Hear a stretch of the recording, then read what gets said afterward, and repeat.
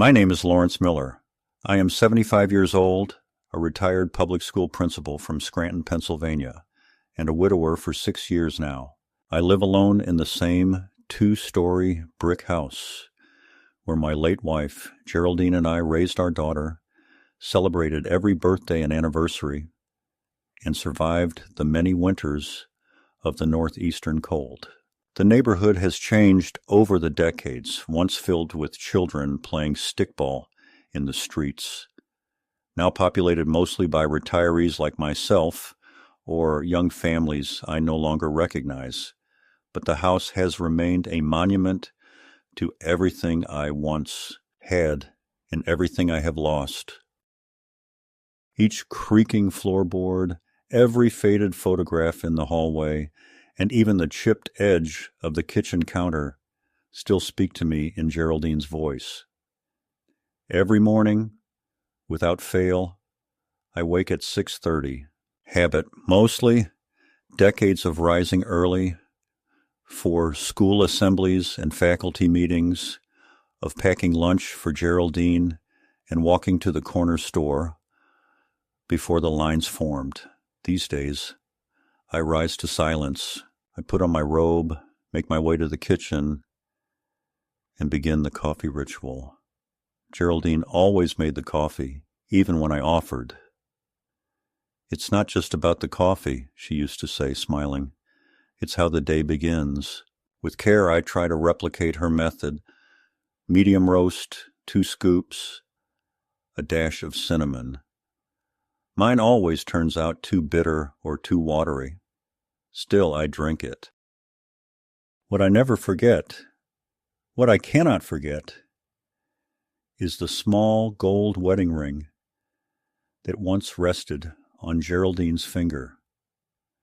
I wear it now, not on my hand, but on a silver chain around my neck, tucked under my shirt. I began doing so the day after she passed. We had been married 42 years. There is no replacing that kind of partnership, no substitute for the comfort of a shared past. I suppose some men remarry, take trips, try to recreate what was lost. I never had the urge. What would be the point? It would be like trying to trace over a masterpiece with a crayon. Geraldine was not a woman easily replicated, smart, sharp, and endlessly patient with me, even when I was too rigid or too tired. She taught literature at the local high school and could quote Whitman and Dickinson without effort, but she had no tolerance for sentimentality. She believed in honesty above all else, even when it stung.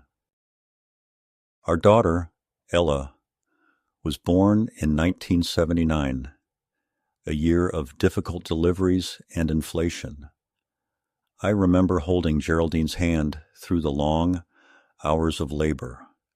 She never screamed, never cried, just stared straight ahead, jaw set, like she was determined to bring our daughter into the world by sheer will.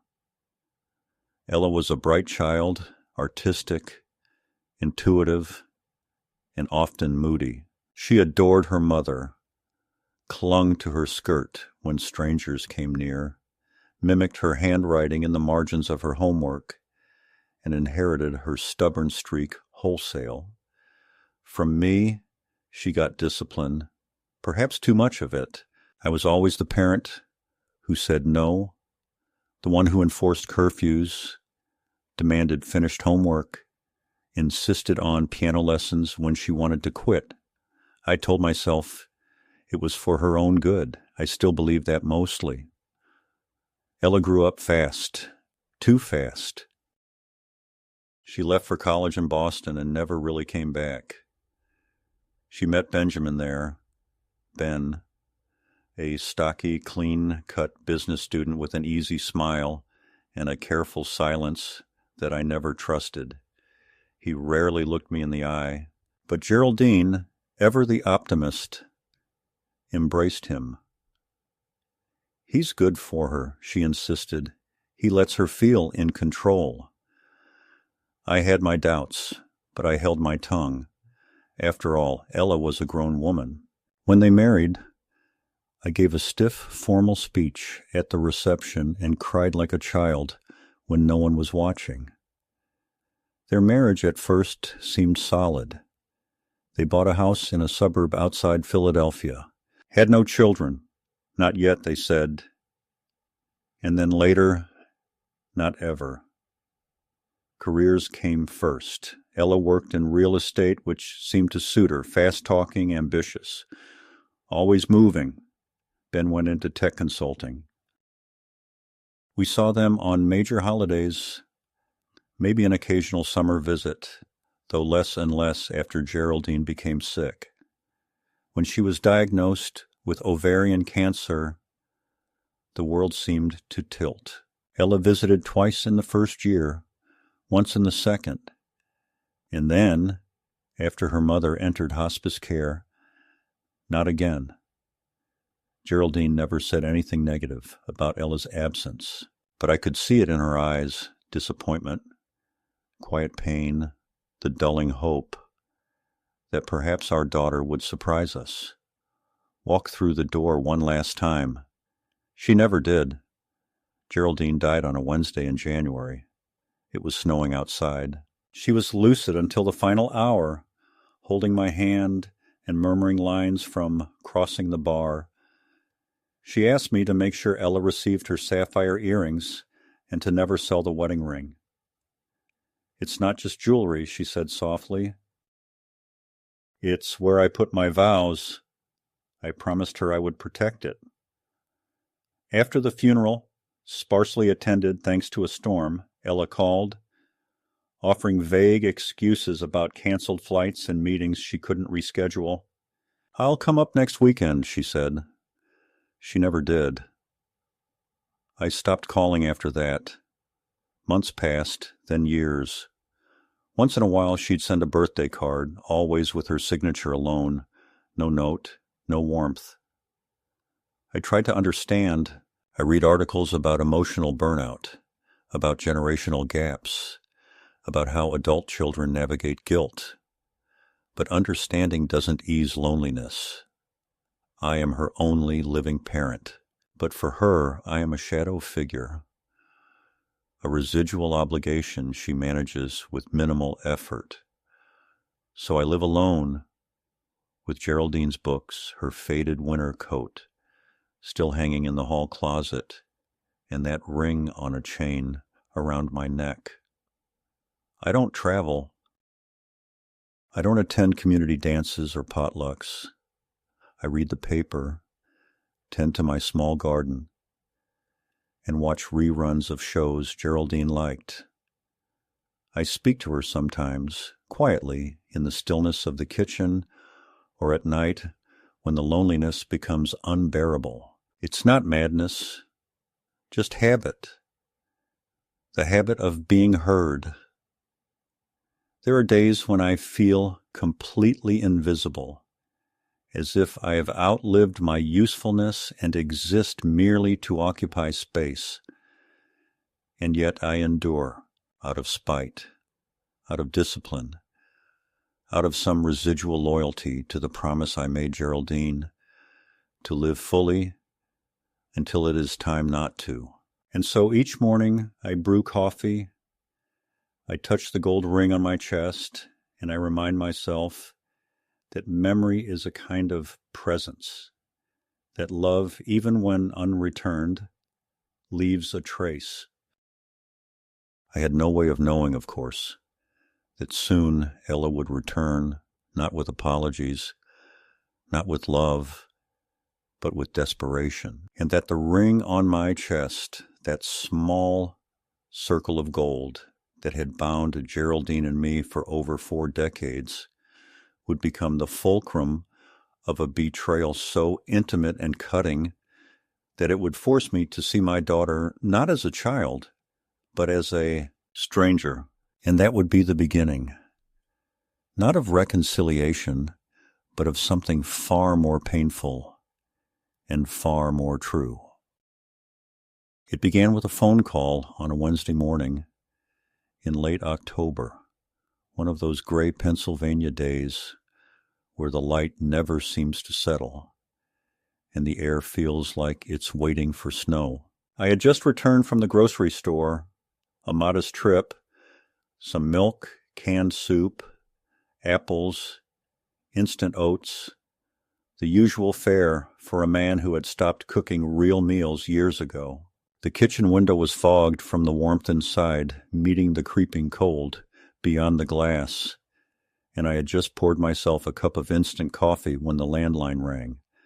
I let it ring 3 times before answering. Hard habit to break.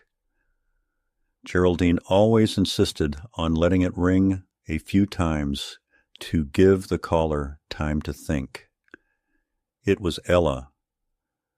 I recognized her voice instantly, though it sounded different. Not just older. There was something strained beneath the surface, like someone trying to sound cheerful while walking a tightrope. She asked how I was feeling, if I'd seen the foliage this year. Small talk, clumsy and misplaced, like a stranger reciting lines from a script. I answered politely, cautious but not cold. In truth, I was surprised to hear from her at all. Then came the pause, a deep breath, and the shift. She said things had been difficult lately, that the economy was unpredictable, that Ben's job in tech had taken a hit due to company downsizing, and that their savings had suffered. She mentioned debts, mortgage payments falling behind, credit cards maxed out, and a series of unwise investments that she quickly glossed over. I could feel her circling something, getting closer to a request but not yet landing. I remained quiet, letting her speak, listening as I always did, even when I knew the end of the sentence would contain a price, and then it came. "Dad, I hate to ask you this," she said, her voice lowering a note, "but do you think you could help us? Just something to tide us over. We're not asking for much, just until things stabilize." I asked her how much. She hesitated, then gave a number. $10,000. I let the silence stretch, not out of cruelty, but because I needed her to feel the weight of what she was asking. This wasn't the first time she had come to me for money. Over the years, there had been little requests disguised as emergencies, a car repair, a deposit on a new apartment, dental work for Ben, even money for a business opportunity that never materialized. I had always said yes, partly out of guilt, partly out of the aching desire to still feel needed by my daughter, but this time felt different.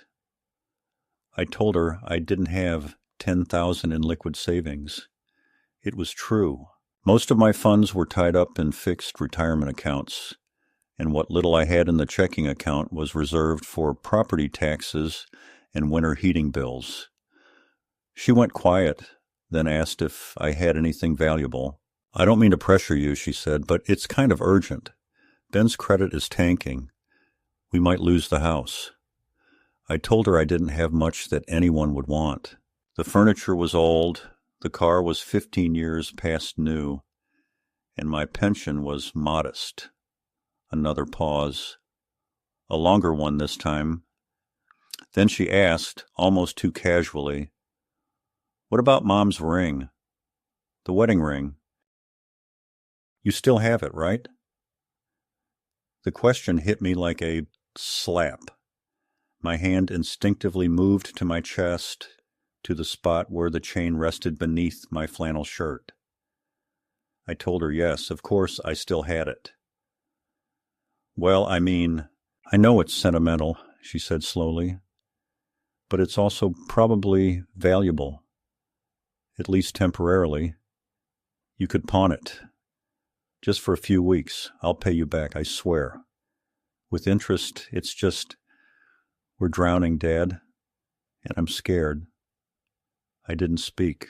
I stared at the linoleum countertop, tracing the scratches Geraldine used to call battle scars of cooking. I felt like someone had knocked the wind out of me. Of all the things she could have asked for, this was unthinkable. Geraldine's ring wasn't just a piece of jewelry. It was history. It was promise. It was her. I'm not saying sell it, Ella added quickly, sensing my silence. Just a pawn. Short term. We just need a little leverage, that's all. I said I'd think about it. She thanked me, told me she loved me, and hung up before I could reply. I stood in the kitchen for a long time, unmoving, coffee cooling in my hand. My chest felt heavy, not with sadness, but with a quiet, suffocating disbelief. My daughter had just asked me to give up the one object left in the world that meant something, to treat a symbol of love as a temporary fix for her financial recklessness. That night, I didn't sleep. I laid in bed, staring at the ceiling, running through memories like a film reel. The day I proposed to Geraldine in a rainstorm, the night of our anniversary when she slipped the ring off and cleaned it with a toothbrush, the time she lost it in the sink drain, and I spent 3 hours taking apart the pipes to find it. The ring wasn't just metal. It was woven into the fabric of our life. By the next morning, my decision hadn't changed, but I also hadn't called Ella back. I knew I had to. She was my daughter. I couldn't ignore her. I called around 10. She answered on the first ring, as if she had been waiting beside the phone. "I'll let you borrow it," I said slowly, every syllable tasting like ash. "Just for a short while. But you must promise. No pawn shop. You take it to an appraiser, see what it's worth. You don't sell it. You don't give it away. You understand?" She promised. Her voice trembled, almost relieved. "Thank you, Daddy." "You don't know how much this means to us?" I asked when she'd come to get it. She said she could be there that afternoon. I told her fine. I hung up and sat at the kitchen table, the phone still warm in my hand, staring at the sunlight catching dust particles in the air. I felt as though I had just committed an act of betrayal, not against Geraldine, but against myself. Ella llegó poco después de las 3. She looked thinner than I remembered, paler, with the kind of brittle energy that comes from too many restless nights and not enough honest conversations. She hugged me stiffly, commented on how the house still smells the same, and asked for tea. I made it, silently. She avoided eye contact most of the time, fiddling with her sleeve and making nervous small talk about traffic, renovations, and how expensive things had gotten in Philly. Then I went to the bedroom and opened the top drawer of my bureau. There, in a small velvet box, was the ring. I held it in my palm for a long time before walking back to the living room. Ella saw it and her eyes widened slightly. She didn't reach for it. She waited for me to offer it. I did, slowly. She took it gently, almost reverently, but I could see her eyes flicker, calculating, distracted. "Just for a few weeks," I reminded her, "just until things settle." "Of course," she said, "just a few weeks." She put the ring in her purse, zipped it shut, and stayed for another half hour, mostly out of obligation. When she left, I watched her car disappear down the street.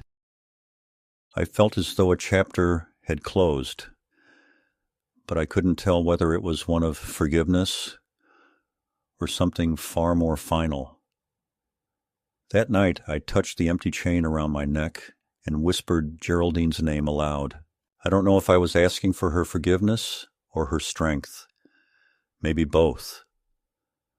What I did know, without any doubt, was that something had shifted, something subtle, but seismic. And in the days that followed, that shift would become a fracture, and that fracture would show me a truth I had long refused to see. The first week passed in a strange silence, the kind of silence that sits too heavily to be called peaceful, but too ambiguous to be named dread. I kept waiting for a phone call, some update, some word from Ella to assure me that she had followed my instructions, taken the ring only for appraisal, kept it safe. But no call came. I tried to distract myself, raked the backyard leaves, reorganized the medicine cabinet, even attempted to bake a pie using Geraldine's old recipe, though I ended up burning the crust and setting off the smoke alarm. But none of it worked.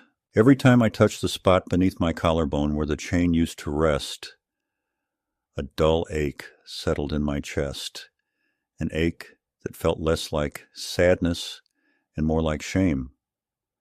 On the seventh day, I called her.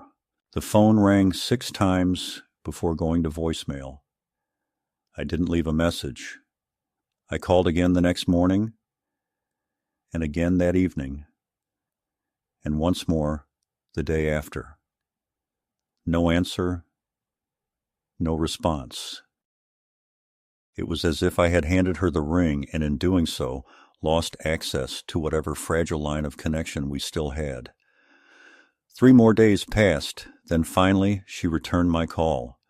Her voice was tight, rushed, mechanical. "Hey, Dad, sorry, I've been swamped. I meant to call. Things are a little crazy right now. We're still figuring things out." I asked her where the ring was. She hesitated for just a beat, but it was enough. "It's safe," she said. "I haven't done anything yet. We're waiting to hear back from a couple of places, appraisers. Some are giving really lowball estimates. But don't worry, it's fine." Her tone was all wrong. Too light, too fast. It was the voice of someone trying to gloss over a crack in the wall by painting over it, with a smile. I asked her directly, had she pawned it?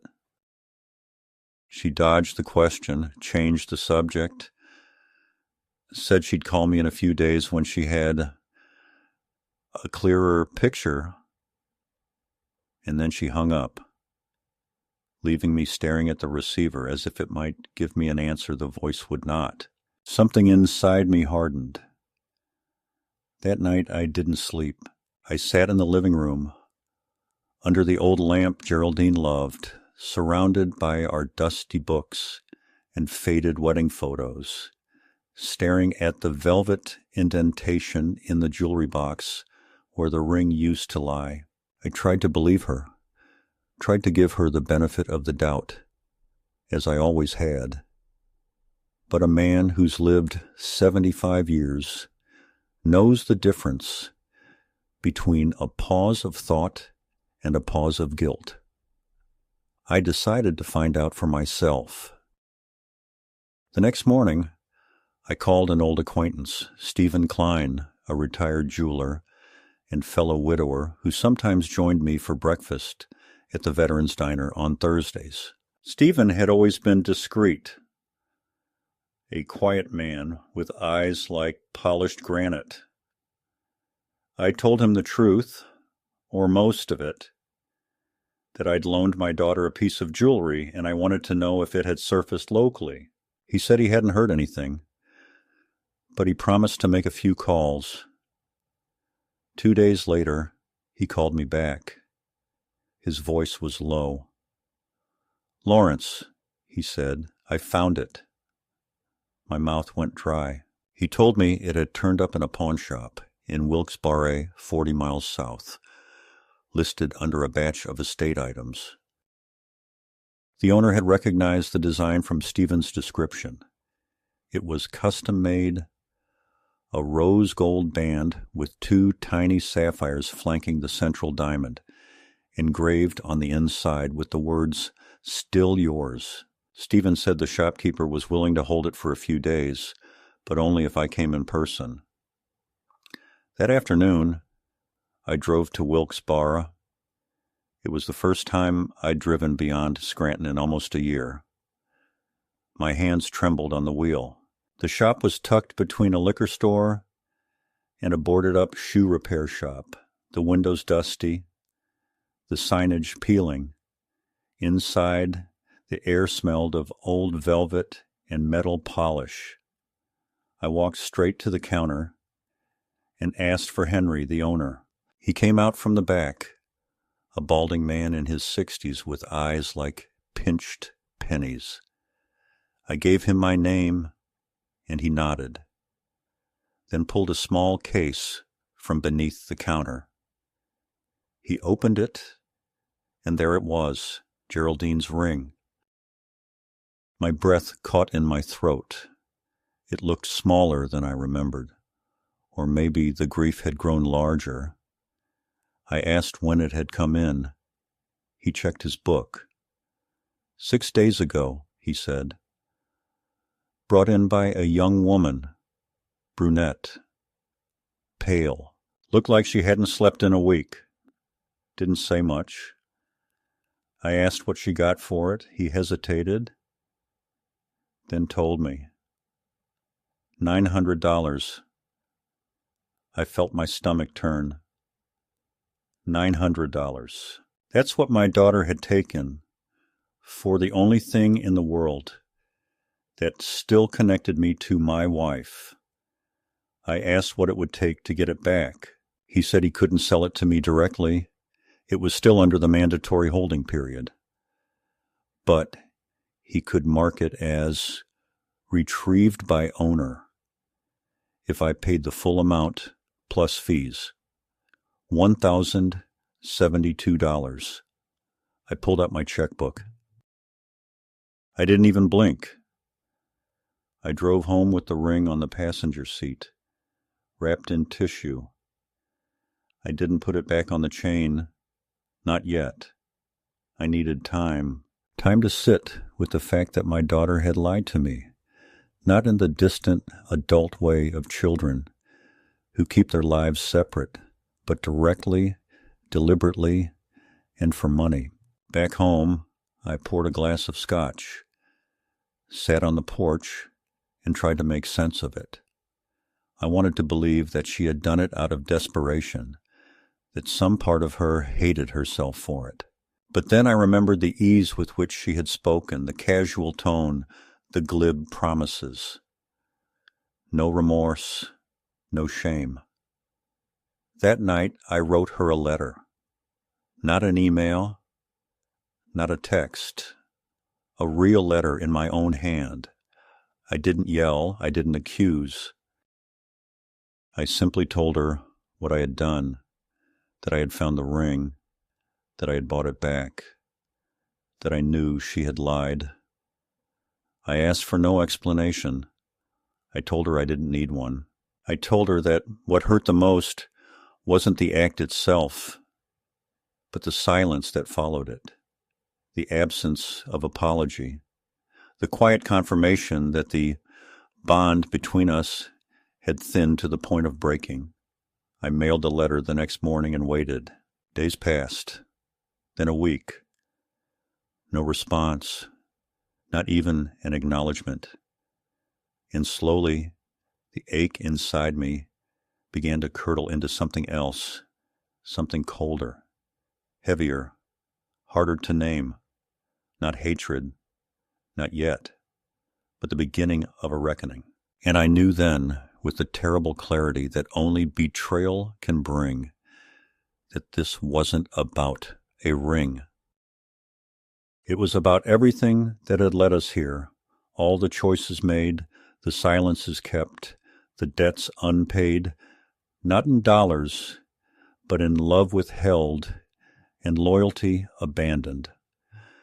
I had lost my daughter, perhaps years ago, but now I could no longer deny it. And that, more than anything, was what would keep me awake for the nights to come. 2 weeks passed without a single word from Ella. The letter I sent remained unanswered, as though I had addressed it to a ghost, and each day of silence felt more deliberate, more like a decision than an oversight. I tried to convince myself that maybe she was ashamed, that perhaps she didn't know what to say. But as the days grew colder and the sun slipped away sooner, a more troubling thought began to settle over me like frost on a windshield. Maybe she didn't care. Maybe shame had never entered the equation. I stopped calling. I stopped waiting. Instead, I went about my days with mechanical discipline. Morning coffee, the newspaper, a walk around the block, dinner alone in front of the television. But everything I did was now underscored by the heaviness of that betrayal. The ring sat in its box on my nightstand, untouched, too sacred to wear again and too painful to hide away. I couldn't look at it without hearing Geraldine's voice echoing in my head, reminding me of what it had meant. Still yours. That inscription had once brought me comfort. Now it stung like a wound. Then, out of nowhere, on a Thursday afternoon, I heard a knock at the front door. I wasn't expecting anyone. Most people called before visiting, those who still remembered I existed at least. I opened the door to find Ella standing there, wrapped in a long beige coat, her hair tied back, eyes hidden behind dark sunglasses. She looked thinner, her face drawn, in a way that made her seem older than she was. She smiled, but it was forced, brittle, a mask stretched too tightly across something raw. Before I could speak, she stepped inside without invitation and took off her sunglasses. Her eyes were red. "I'm sorry," she said quietly, setting her purse on the console table in the hallway. "I didn't know how to answer your letter. I didn't want to lie again. I didn't respond right away. I just stood there, watching her as if I were seeing her for the first time." She glanced around the house, as if expecting it to look different, to carry some sign of how much damage her absence had done. She sat down on the sofa, folded her hands in her lap, and stared at the floor. "I know what I did was wrong," she said. "I know I betrayed your trust. I didn't come here to make excuses, but things were bad, Dad, really bad. Ben and I were fighting constantly. We're not together anymore." I blinked. "You and Ben separated? 3 weeks ago, he kicked me out, said I was reckless, that I had crossed too many lines. He found out about the ring. I didn't tell him. He saw the pawn shop receipt in my drawer. So he didn't know?" She shook her head. "He knew we were in trouble financially, but not how deep." I kept taking out loans behind his back, using one credit card to pay off another. I kept thinking I could fix it before it all came crashing down, but I couldn't. And when he found out, he said he didn't recognize me anymore. I sat in the armchair opposite her. I felt no satisfaction, no vindication, just the quiet confirmation of something I had already suspected. The ring wasn't the root of her undoing, only the symbol of it, the culmination. She was unraveling long before she took it, and now she was sitting in front of me with her life in shambles, and no one left to lie to. "Why didn't you just tell me?" I asked. "Why not come to me with the truth?" "Because I was ashamed," she said, looking up at me finally. "Because I didn't want you to see me like that.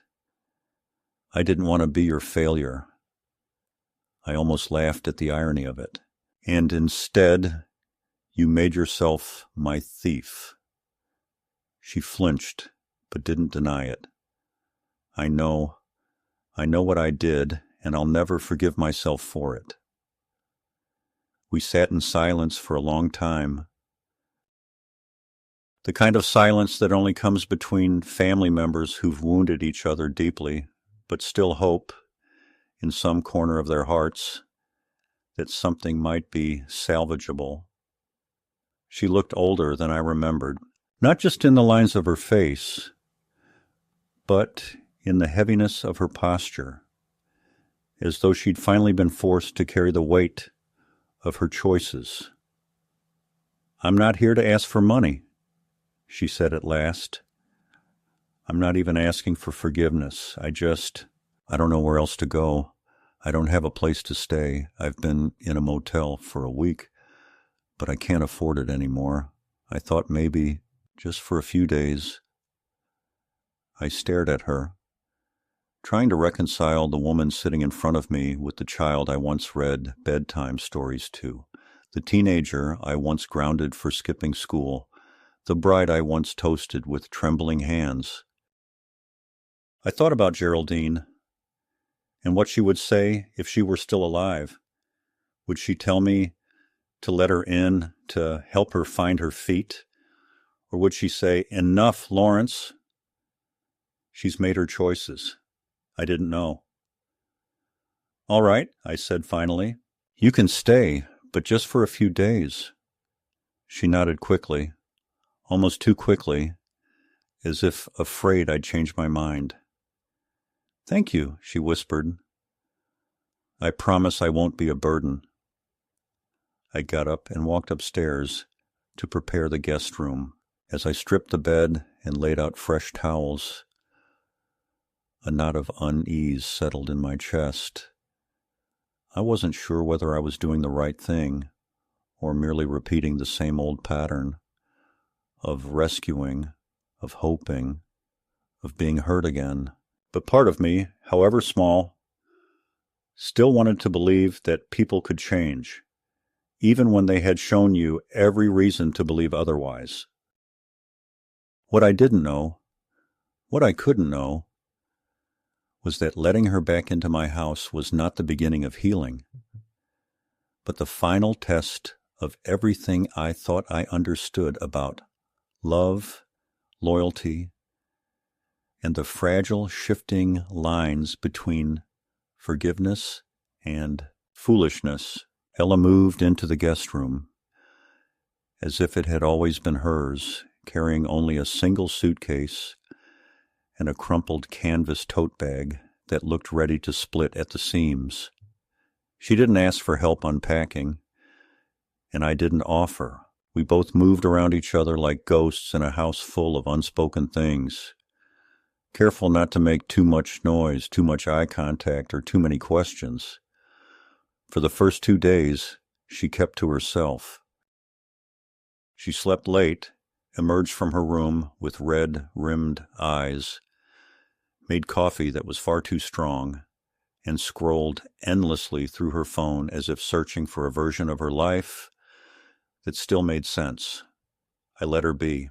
I cooked simple meals, grilled cheese, baked potatoes, canned soup, and she ate them without comment. At night, I heard her walking the hallway long after I had gone to bed, as though sleep itself had become a stranger. On the third morning, I found her sitting at the kitchen table, dressed, alert, and typing furiously on her laptop. She looked up, her expression bright, rehearsed. "I've been reaching out to a few firms," she said, "real estate groups, small ones. Nothing big, just trying to see what's out there." I nodded and poured myself coffee. She kept talking, filling the room with the hopeful rhythm of someone trying to rebuild a broken bridge with her voice alone. She mentioned a contact in Baltimore, a possible lead in Albany, and a vague promise of remote work doing real estate consulting. "It's all still very tentative," she said, "but at least I'm trying." I wanted to believe her, I really did, but something in her tone, in the way she gripped her coffee cup too tightly or glanced at her phone mid-sentence, felt familiar in the worst way, like the smoothness of a lie being polished in real time. I didn't say anything. I didn't want to break the fragile illusion that maybe, just maybe, she was climbing out of the hole she had dug herself into. But that night, I checked my medicine cabinet and noticed 2 bottles of prescription pills, my cholesterol medication, and a low-dose sleep aid had been moved. I never told her where I kept them. The caps were tight, nothing was missing, but I knew I hadn't touched them in days. The next morning, I checked my bank records. I hadn't shared any access to my accounts, hadn't written any checks recently, hadn't logged into online banking since she arrived. Everything seemed in order. But the next day, the mail came, and in it was a letter from the credit union where I kept a small secondary savings account, one I had nearly forgotten about, one I hadn't used in years, but still held a few $1,000s in case of emergencies. The letter informed me that someone had inquired about adding a secondary account holder to the account and had been denied due to missing identification. My name was printed clearly at the top of the form, but the handwriting on the signature line wasn't mine. It was Ella's. She hadn't even bothered to disguise it. I waited until dinner to bring it up. I made spaghetti, the way Geraldine used to, with too much oregano and a pinch of sugar in the sauce. We ate mostly in silence until I pushed the letter across the table. She didn't even blink when she saw it. "I was just trying to help," she said. "I thought maybe I could consolidate things for you, make it easier to manage." I stared at her, the fork in my hand frozen halfway to my mouth. "Without telling me?" I asked. "Without asking?" She shrugged. "I knew you'd say no." Her voice was calm, reasonable, like she was explaining the weather. "But you're getting older, Dad. Your memory's not what it used to be. You forgot to lock the back door twice this week." "You left the stove on after breakfast on Tuesday." I opened my mouth to protest, but stopped. I had forgotten the back door once. I had left the stove on for maybe a minute before turning it off. Minor things, normal for someone my age, perhaps. But now they were being used as evidence. She continued, "I'm just worried about you. What if something happens? What if you fall and can't reach the phone? You need someone to help manage things. And I'm here." I felt my heart hammering in my chest, not out of fear, but fury. Quiet, patient fury that had taken weeks to bloom. I realized then that she hadn't come back because she missed me, or even because she had nowhere to go. She came back because she had seen what she thought was an opportunity. A lonely, aging father, vulnerable and sentimental, whose assets could be massaged, consolidated, and quietly transferred. The next day, I visited the bank in person. I asked to restrict all accounts, add additional verification procedures, and remove any notes of attempted access. I didn't tell Ella. I began keeping the ring in my jacket pocket instead of the nightstand, and I locked the door to my study where my documents and personal files were kept. That night, I couldn't sleep. I walked the house in silence, checking the locks, unplugging the toaster, counting my medications. I felt like a man living with a stranger, not my daughter, but someone wearing her face. A few days later, I came home from a morning walk to find Ella in my study. The door had been pried open, the old brass lock splintered. She was sitting at my desk, a folder of documents in front of her, and she didn't even look startled. "We need to talk," she said. "I found the deed to the house. You never added me to it." "Why?" My mouth went dry. I told her this was my home, that I'd always planned to leave it to her in the will, but there was no reason to make it joint property while I was still alive. "But what if something happens to you?" she said. "What if you get sick or worse? Probate is hell. You know that. It'll take months. This way, we avoid all of that. It's practical." I told her no. She stared at me, then stood up slowly, gathering the documents. "Fine," she said. "Then I guess we'll have to do it another way." That night, I searched her room while she was in the shower. I found a file in her tote bag with copies of legal forms, durable power of attorney, health proxy assignments, financial management agreements, all half filled with my name. Some had forged signatures. She had even listed my primary care doctor's name on one of them. I took photos. I put everything back exactly as it was. Then I called my lawyer. Martin Halverson had handled my affairs since Geraldine passed.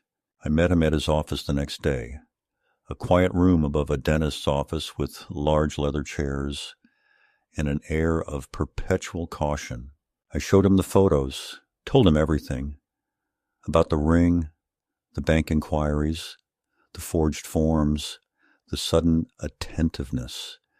He listened quietly, then leaned back and exhaled. "You're not the first," he said, "and you won't be the last. Financial elder abuse is real, and it's often done by family. But you've acted wisely, you've documented, you've been cautious." He advised me to update my will, remove Ella as primary heir, and set up a trust with specific disbursement conditions. He also helped me draft a revocable living trust, assigning my medical and financial decisions to a third party, a retired judge and distant cousin named Walter, whom I barely knew, but who had a reputation for being incorruptible. We filed the paperwork that afternoon. Martin told me gently that if Ella persisted, I could take further legal action, even obtain a protective order. I nodded, but the idea of dragging my own daughter into court turned my stomach. When I returned home that evening, Ella was gone. Her room was empty. A note on the kitchen table read, "You've made your choice. So have I." That night, I checked my credit report online. There were 3 inquiries from loan companies I'd never contacted, 2 attempts at opening new lines of credit, all within the last 10 days. I spent hours on the phone freezing my credit, contacting banks, alerting the fraud department. I sat at my desk past midnight, staring at the darkness outside the window, realizing that this slow erosion of trust, of identity, of name and number and will was not an accident. It was a strategy, and I had nearly fallen for it again. I didn't hear from her for weeks. Then one afternoon, a police officer showed up at my door with a clipboard. A wellness check. Your daughter called, he said she was worried. Claimed you might be having memory issues. I stared at him in disbelief. I invited him in, showed him my prescriptions, my legal files, my bank logs. We chatted about local politics and the Phillies' miserable season. After half an hour, he apologized and left. But I knew now that this wasn't over. Ella was building something, quietly, piece by piece. A case, an image, a story, in which I was no longer the man I knew myself to be. And if I didn't act decisively, if I hesitated even once more, I would wake one morning to find my name removed from everything I owned. 3 days after the wellness check, I received an envelope by certified mail, thick and formal, with the unmistakable weight of legal intent. The return address belonged to a law firm in Philadelphia, Branham and Coyle. Inside was a neatly typed letter addressed to me as Mr. Lawrence H. Miller, which outlined in calm and confident language my daughter's concern for my diminishing cognitive faculties, her sincere desire to ensure the security of my person and estate, and her petition to the court to have herself appointed as my legal guardian on the basis of evidence gathered over several weeks of cohabitation. I read it once, then again, then a third time, until the words blurred into each other and became just white noise pounding in my ears. So this was it, the real plan, at last, not a spontaneous act of desperation, but a long, careful campaign, an erasure disguised as protection, a power grab camouflaged in filial concern.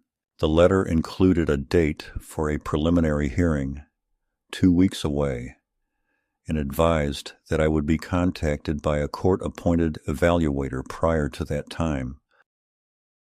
I folded the letter slowly, placed it back in the envelope, and set it on the table, without a word.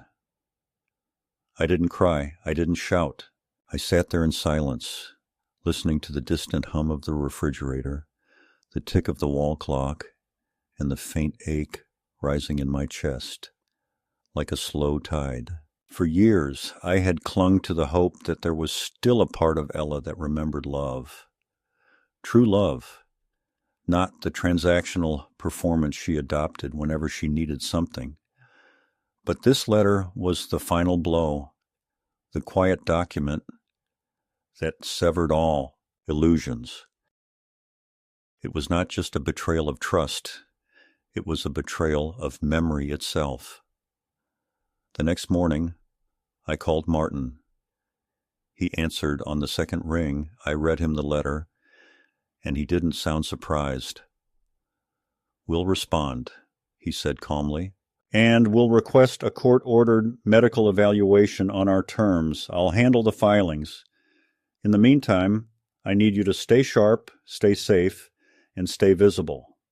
No isolation, no missed appointments, no room for misinterpretation." I assured him that I understood. That afternoon, I made 3 appointments: my primary physician, a neurologist, and a geriatric psychologist. I underwent every test they offered: cognitive function, memory recall, motor skills, verbal reasoning. I passed all of them. My reflexes were a little slower, my handwriting not as crisp, but my mind was still mine. The doctors provided written statements. Martin compiled the evidence. We drafted our own statement of defense and counterfiled to have the petition dismissed. A week later, I was visited by the court-appointed evaluator, a young woman named Helen, no older than 30, wearing a navy pantsuit and carrying a clipboard. She was polite, efficient, and deeply skeptical. We spent nearly 2 hours together. She asked about my daily routine, my finances, my relationships, my memory of recent events. I answered calmly, deliberately, never once faltering. I showed her the ring, told her its story, explained the bank inquiries, and the attempted account modifications. I gave her copies of the forms Ella had filled out in my name, pointed to the handwriting.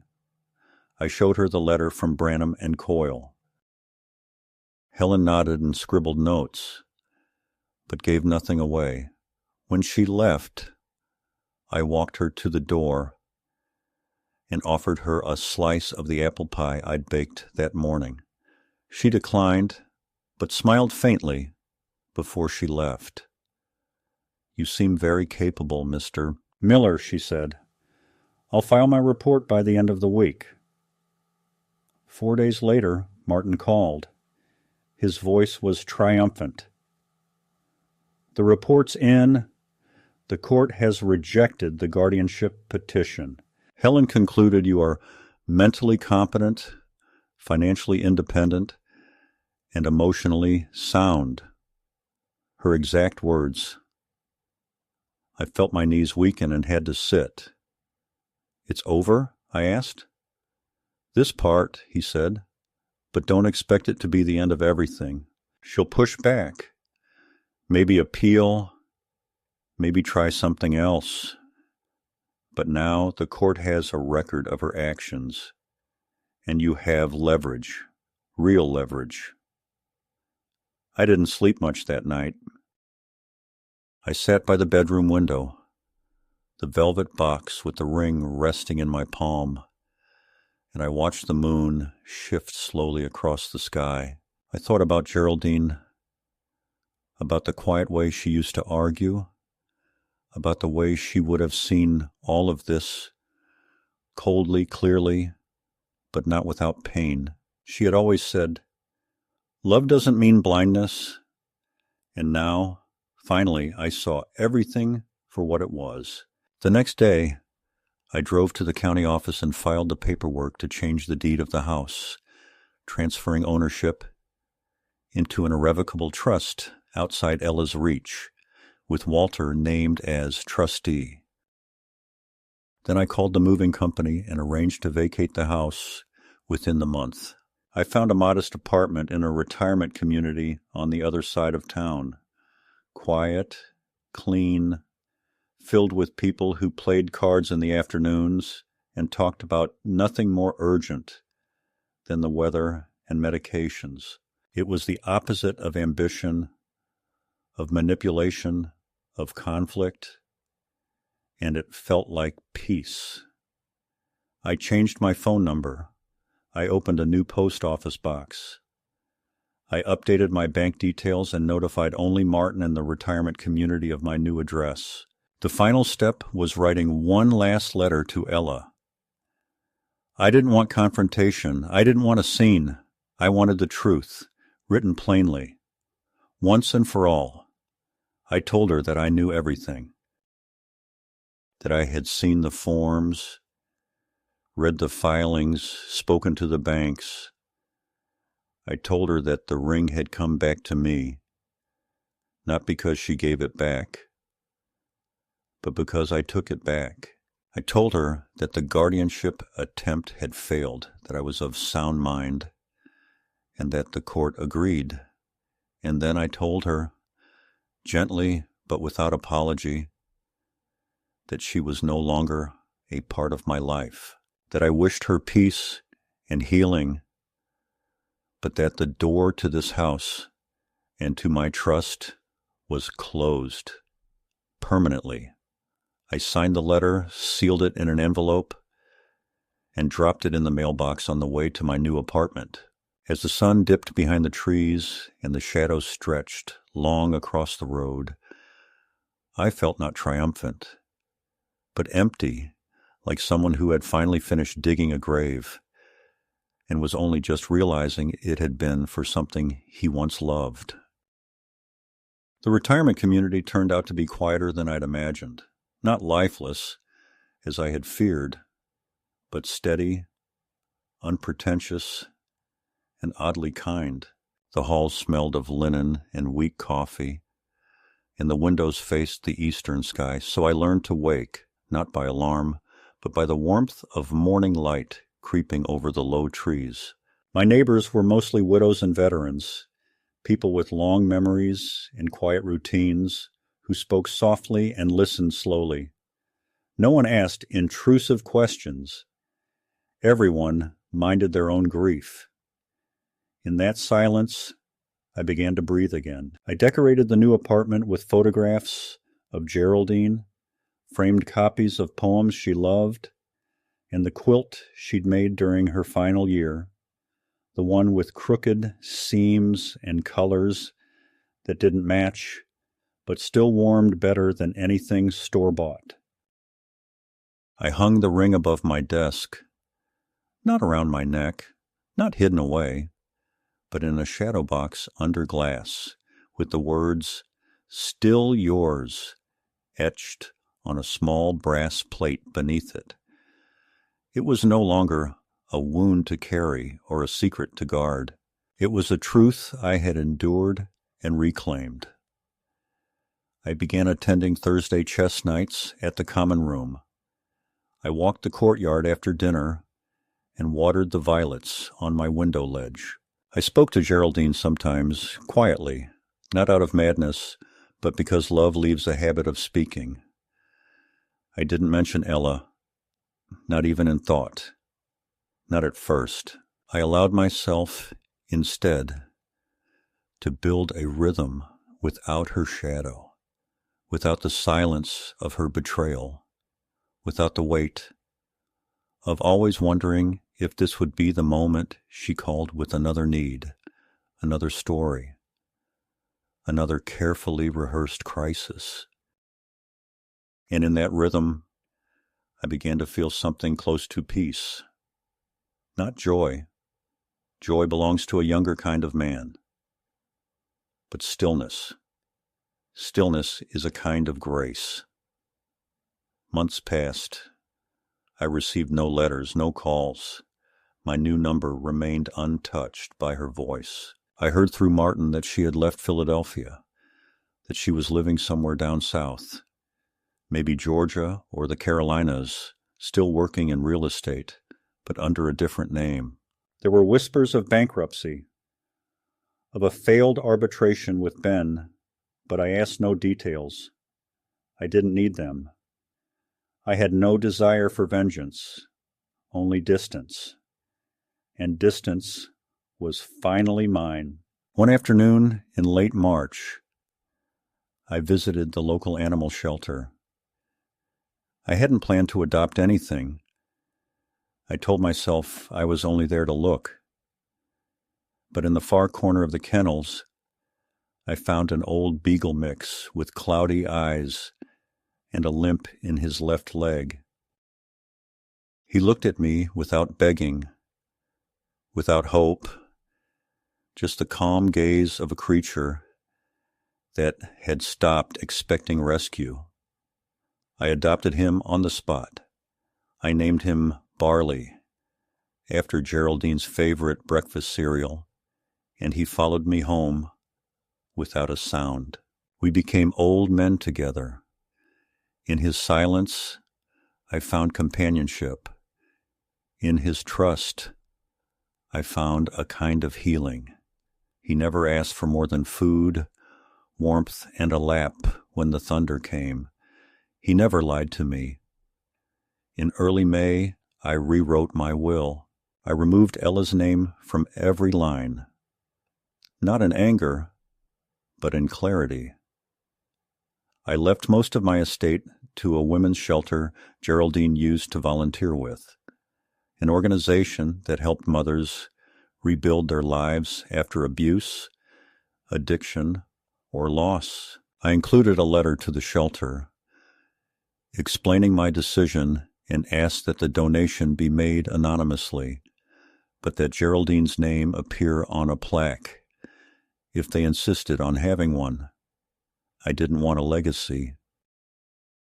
I wanted a return to something that had once felt good and clean and real.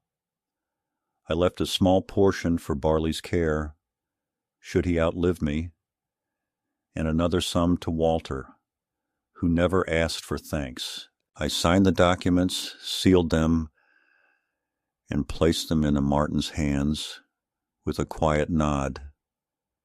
Nothing dramatic, just a door closing without noise. And yet, late at night, there are moments, brief and infrequent, when I wonder if she ever thinks of me, if she regrets anything, if she dreams of the house she tried to make hers, or the ring she once betrayed for less than a month's rent. I wonder if she remembers her mother's laugh, the smell of our garden, the time we built a snow fort together that collapsed before we finished it. I allow myself the wondering. I do not allow the ache. The ache I buried with the old house, with the mailbox I no longer open, with the version of Ella I once believed in. Now I live day to day. I water the plants, I walk the dog, I play quiet games of chess with strangers who no longer need to ask my story. And sometimes, when I touch the glass of the shadow box and whisper her name, not in anger, but as one speaks of a grave, I feel something move inside me. Not forgiveness, perhaps, but finality. And finality is its own kind of freedom,